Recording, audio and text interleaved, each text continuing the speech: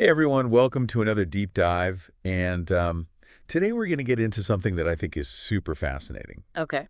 It's all about this thing called intuitive expertise, Hmm. especially when it comes to, like business and leadership. Right. It's kind of like, those gut feelings that those successful people seem to just rely on. Yeah, yeah. And we're going to be looking at excerpts from this book called Profiting from the Power of Your Sixth Sense. Okay. And you know what's cool about this book is that it doesn't just talk about intuition as like some mystical thing. Yeah. It actually delves into the science behind it, like how our brains work. The real nuts and bolts. Yeah, exactly.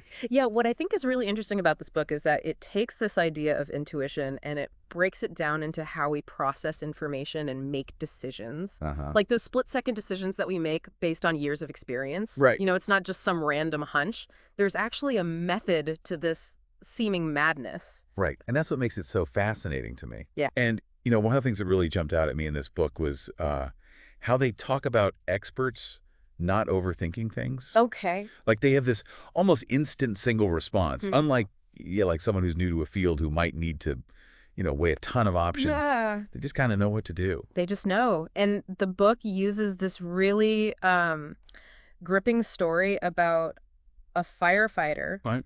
who is battling a house fire. Oh, wow.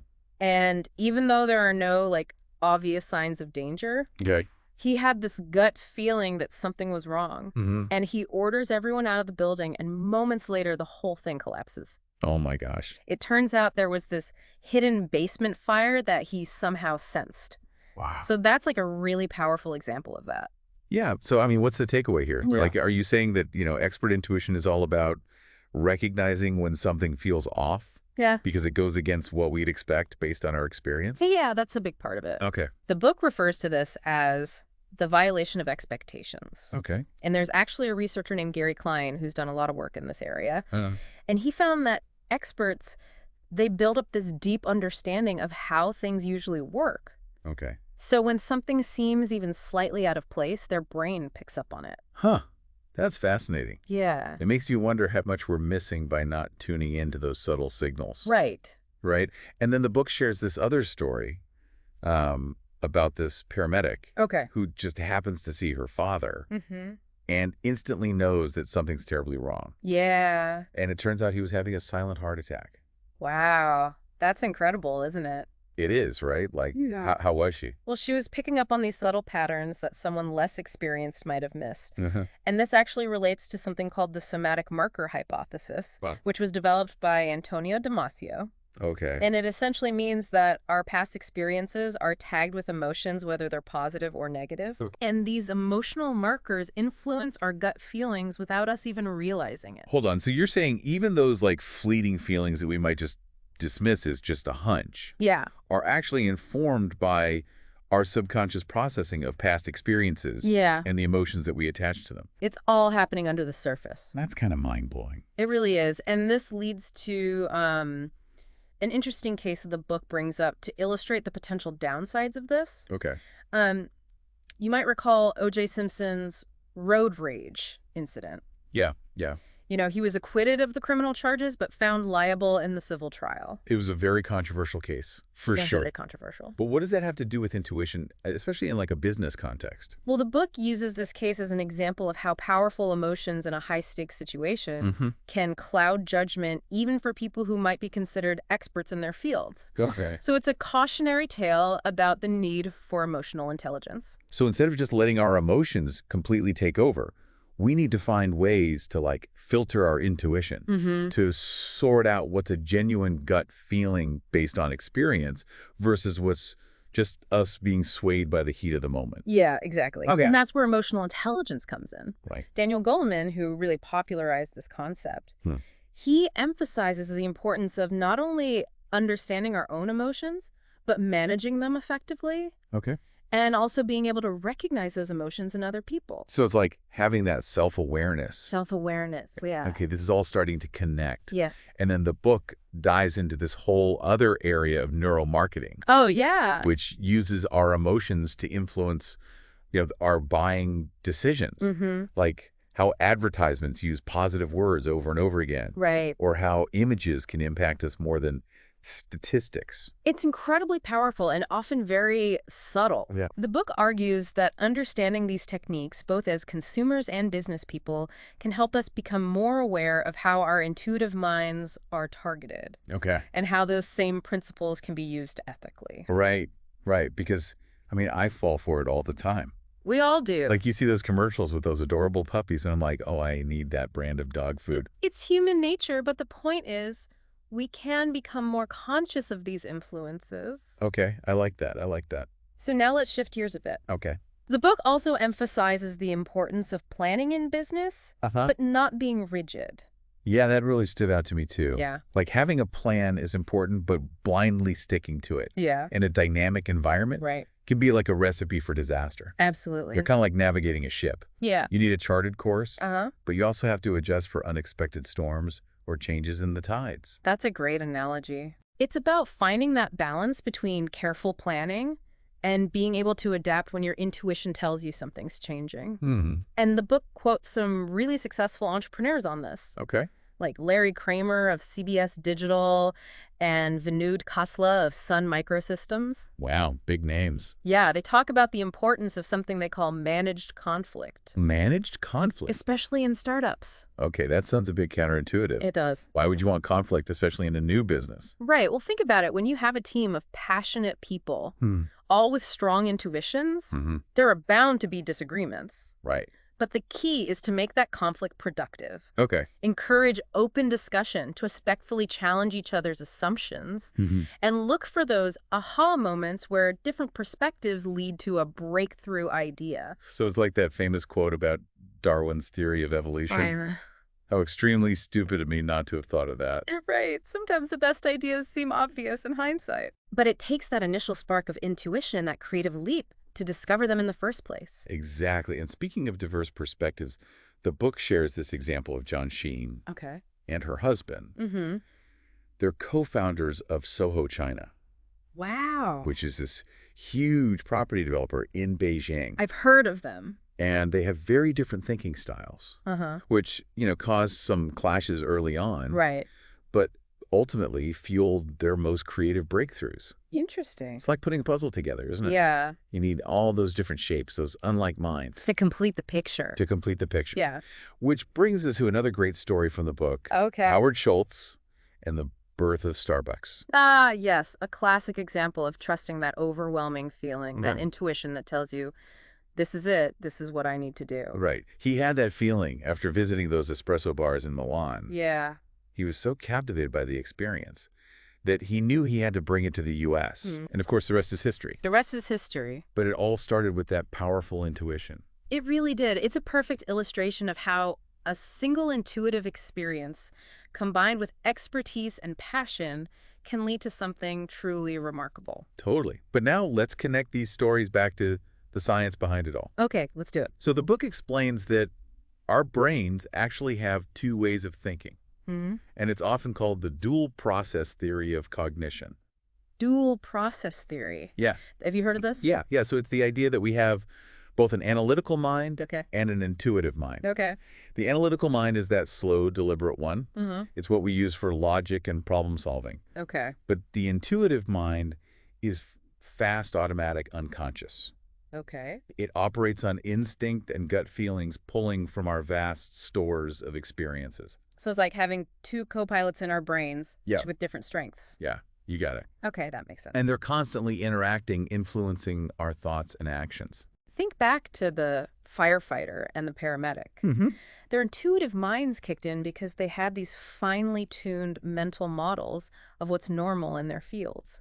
Right. When something violated those models, their intuition sounded the alarm. That's so interesting. Yeah. I'm starting to see how this all fits together. It's like our intuitive mind is always scanning our surroundings. Yeah. Comparing what we're seeing to those pre-existing patterns. Right. And when there's a mismatch, that's when we get that gut feeling that something's off. You're exactly right. Oh, okay. And this brings us back to the idea of finding the right balance for successful entrepreneurship. Okay. Between expertise, passion, and those gut feelings. Right, right. The book talks about it as head, heart, and gut. Okay. All three are essential. But what happens when those three are out of whack? So that's a good question. Like you have too much of one and not enough of another. That's when things can go sideways. Too much head, not enough heart. And you might lack the drive to see your ideas through all heart, no head, and you might rush into things without thinking them through. Right. All gut, no expertise, and you might be making decisions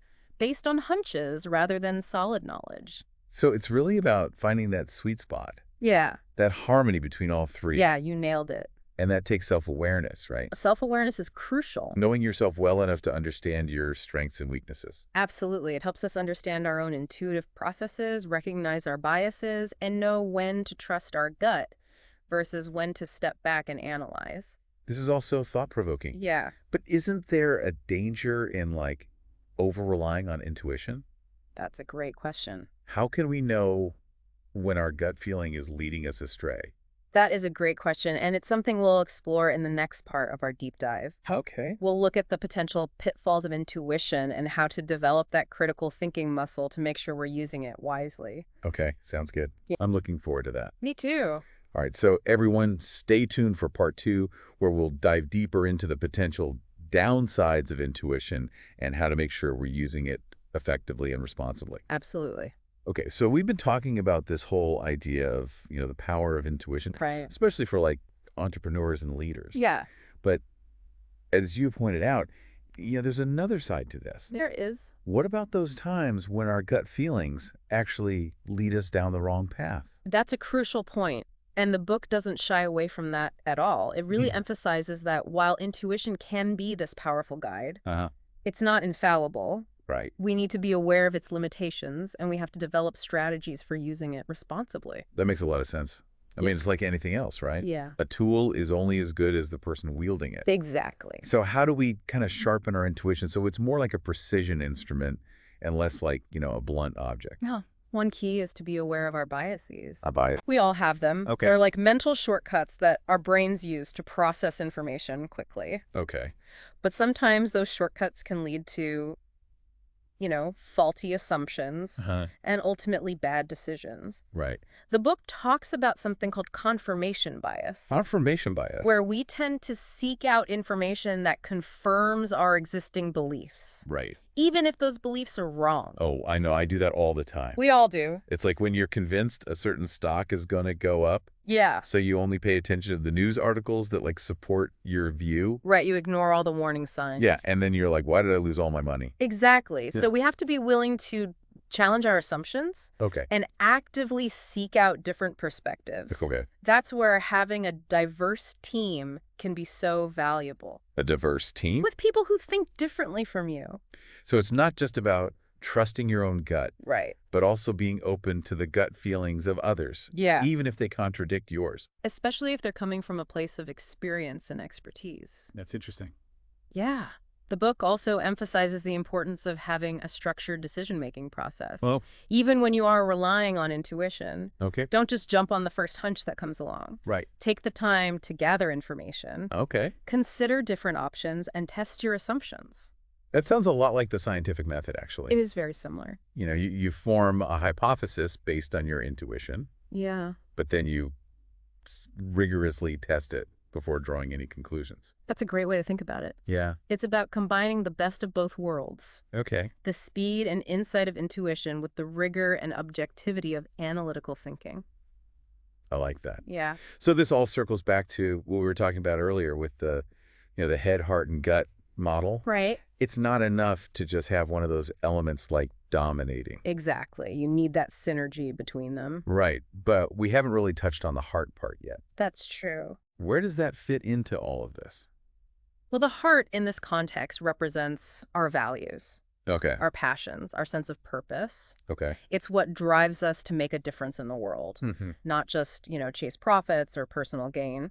So are you saying that, like successful entrepreneurs, the ones who really make a lasting impact, Yeah. are driven by something bigger than themselves? I think that's what the book is suggesting. Wow. It profiles these leaders who have demonstrated moral courage, Okay. who have made tough decisions that might have hurt their bottom line in the short term, Right. but were ultimately the right thing to do. Wow. It's about having that long-term vision Okay. and trusting your intuition to guide you toward a better future, Right. not just for yourself, but for everyone. That's really inspiring. Yeah. But how do we develop that kind of moral compass? That's a complex question, Yeah. and I don't think there's a simple answer. But the book argues that one important way to cultivate moral intuition is to surround yourself with people who share your values, Okay. who challenge you to be your best self, Huh. and who hold you accountable when you stray from your principles. So it's about creating a culture of ethics and integrity. Yes, both in your personal life and in your business. It's like building an ecosystem of support, Yeah, like a network of people who reinforce your commitment to doing the right thing, exactly. even when it's hard. Even when it's hard. And the book also emphasizes the importance of self-reflection. Right. Take the time to examine your own values, Mhm. your motivations, your biases. Okay. Be honest with yourself about your strengths and weaknesses, and constantly seek out opportunities to learn and grow, Mm-hmm. both intellectually and morally. That's a powerful message. Yeah, It's not just about making money. right. It's about making a positive impact on the world. Exactly. And that starts with each of us cultivating our own intuitive intelligence and using it for good. Yeah. But how do we know what good even is? That's a great question. In today's world, there are so many competing values and perspectives. You're right. There's no one-size-fits-all answer. Right. But the book suggests that we can find some guidance by looking to universal ethical principles that have stood the test of time. Okay. Things like honesty, fairness, compassion, respect. Those are values that resonate across cultures Yeah, and throughout history. absolutely. But how do we apply those principles in Yeah. the real world, Right. where things are often so messy and complex? Yeah, where there are trade-offs and compromises to be made. Right, exactly. That's where the art of intuition comes in. The art of intuition. It's about developing that nuanced judgment, Okay. that ability to weigh different factors, Uh-huh. consider multiple perspectives, and ultimately make the best decision you can Okay. based on the information you have at the time. So it's not just about having a gut feeling. Right. It's about understanding the context, Yeah, the nuances, the potential consequences of our action. it is. And being willing to course correct when we realize we've made a mistake. So intuition is not a substitute for like critical thinking or ethical reasoning. It's not. It's a complement to them. It is. It's about using all of our, cognitive and emotional resources to navigate the complexities of the world in a way that aligns with our values and contributes to the greater good. You said that beautifully. Oh, thanks. Yeah, that's what it's all about. That's a great way to put it. Yeah. It's about finding that balance between our heads, our hearts, and our guts, and using all three to create a better future for ourselves and for everyone around us. I love it. But I'm curious, how does this all play out in the real world? No, that's a good question. Can you give us some examples of leaders who have successfully integrated intuition into their decision-making processes? Absolutely. The book highlights numerous case studies of leaders across various industries Okay. who have demonstrated the power of intuitive leadership. For Okay. instance, there's the story of... Yeah, I'm really eager to hear about those examples. Okay. It's one thing to talk about the theory of like intuitive leadership, Right. but it's even more compelling to see how it actually works, in practice. Absolutely. And one fascinating case study the book highlights is Indra Nooyi, Okay. the former CEO of PepsiCo. Oh, yeah. She was known for her incredible ability to anticipate consumer trends Uh-huh. and make these bold decisions that kept the company ahead of the curve. Yeah, I remember reading about her. Yeah, She was a real trailblazer, she was. especially for women in business. Absolutely. But how did she use intuition in her leadership? Well, the book describes how Nooyi often relied on her gut feelings Oh. when making strategic decisions, Mm-hmm. even when those feelings went against conventional wisdom. Okay, like for example. She pushed PepsiCo to invest heavily in healthier snack options, Okay. even though a lot of industry analysts were skeptical at the time. Right, and that turned out to be a pretty smart move. I mean, the demand for healthier foods has just exploded in recent years. Exactly. Nooyi's intuition told her that this was a trend that was here to stay, and she was willing to take a risk even when others doubted her, Right. and it paid off big time for PepsiCo. That's a great example of how intuition can be like a competitive advantage, Yeah, especially in those fast-moving industries. right. It's about seeing those opportunities that others miss, trusting your gut and being bold enough to act on it. Absolutely. The book also talks about Paul Pullman, Okay. the former CEO of Unilever. Okay. He's known for his commitment to sustainable business practices. Right. He made some pretty radical changes at Unilever, Huh. pushing for a more ethical and environmentally responsible approach, Okay. even when it meant sacrificing short-term profits. That's a great example of what we were talking about earlier. Yeah, Aligning your business decisions with your values. absolutely. But wasn't there some pushback from investors Oh, there definitely was. who were maybe more focused on the bottom line? Right, they were looking at the numbers. Right. But Pullman believed that sustainable business practices were not only the right thing to do, but also essential for Unilever's long-term success. Okay. He trusted his intuition that consumers were becoming more conscious of the social and environmental impact of their purchases, Okay. and he was willing to stake Unilever's future on that belief. And it seems like he was right. He was. Unilever is now seen as a leader in corporate sustainability. Yeah, And that's definitely attracting, a new generation of consumers who care about these issues. absolutely. Pullman's example shows that intuition isn't just about making money. Right. It's about making a positive impact on the world. It's about using your gut feelings to guide you towards a better future. Exactly. Not just for yourself, but for everyone. For everyone, these are really inspiring stories. They are. It's encouraging to see that there are leaders out there who are using their intuition to create positive change. But it also makes me wonder, how can we as individuals cultivate this kind of intuitive leadership? That's the million-dollar question, isn't it? It is. And while there's no easy answer, Yeah. the book offers some valuable insights. Okay. One key takeaway is that intuition is not this magical gift reserved for a select few. Right. It's a skill that can be developed Okay. through practice and self-awareness. So it's not about trying to become some kind of psychic or fortune teller. No. It's about honing our ability to tap into our inner wisdom and trust our gut feelings. Exactly. And the book suggests that one way to do this is to start paying more attention to our intuition in everyday life. Oh, okay. Notice those subtle feelings, those hunches that pop up throughout the day. Ah, Don't dismiss them. Explore them. See where they lead. that's a good point. Yeah. It's like anything else, the more we practice, Yeah. the better we get. The better we get. But how do we know if we're on the right track? Right. Yeah. How can we tell if our intuition is leading us in the right direction? Well, the book emphasizes the importance of feedback. Feedback. Pay attention to the results of your decisions. Okay. If you consistently find that your intuitive choices lead to positive outcomes, that's a good sign that you're on the right track. Okay. But if you keep hitting dead ends or making choices you regret, that's a signal to pause, reflect, and adjust your approach. So it's a process of trial and error, Yeah, of learning from our mistakes and constantly refining our intuitive compass. exactly. But what about those times when we're faced with a really tough decision? Right. A situation where the stakes are high Yeah. and the right path isn't clear. It's like, what do we do then? That's where it's essential to draw on all of our resources, Yeah. our heart and our gut. Right. Gather information, analyze the situation, consider the ethical implications, and then check in with your intuition. Okay. What feels right? What resonates with your values and your vision for the future?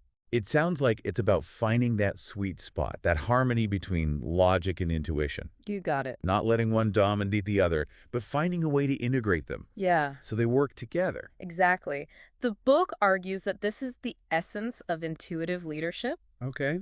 The ability to blend analytical thinking with emotional intelligence and gut feelings to make wise and impactful decisions. This has been such an insightful deep dive. It has. I'm walking away with a much deeper understanding of intuition and how it can be used to create positive change, Yeah, both in our personal lives and in the world around us. I agree. It's been a pleasure exploring these ideas with you. Likewise. And I hope our listeners are feeling inspired to tap into their own intuition and use it as a force for good. I think they are. And remember, intuition is a muscle.